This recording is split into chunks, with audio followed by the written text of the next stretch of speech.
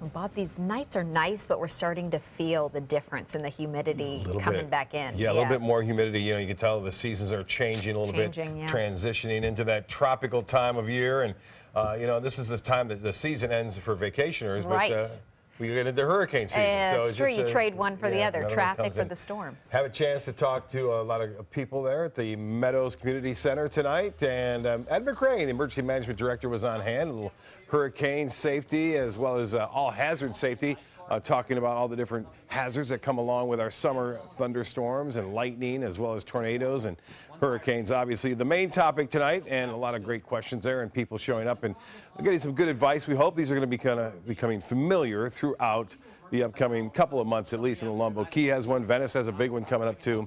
And we have our special, which will air on June 1st. Again, a hurricane special airing June 1st live from 7 to 8.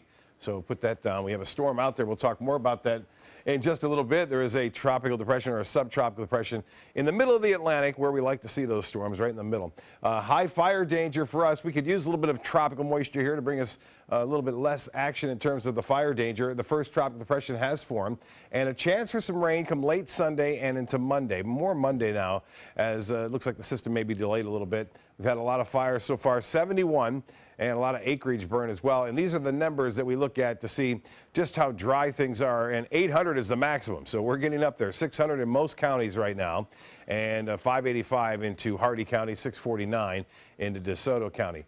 Well, in the tropics, this is now a tropical depression. It's called a subtropical depression. It's actually out there in the Atlantic. It's going to be moving off to the north and eventually doing a little loop out there. But really, it's a long way off from any land area, so it's not going to cause any problem. But it does give you the indication that we do have something going on already, indicating that water temperatures are starting to get up there in the Atlantic as far as that goes. We have a steady easterly wind with high pressure still in control. That east wind is bringing some moisture our way, and then the sea breeze kicking in late this afternoon did bring a couple of showers around parts of the Suncoast, but most of that rain now is over and headed out into the Gulf of Mexico. Just some residual, actually, AP, if you will, out into Manatee County. So no, those are false echoes, basically. 74 degrees at the Sarasota Bradenton Airport. It's 59 on the dew point, and the relative humidity the same. East to southeast winds are at 10.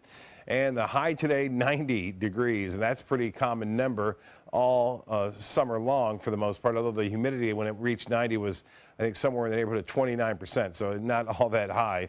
Normally it's around 40 to 50% when we see summer-like conditions. Easterly winds stay with us throughout the day tomorrow.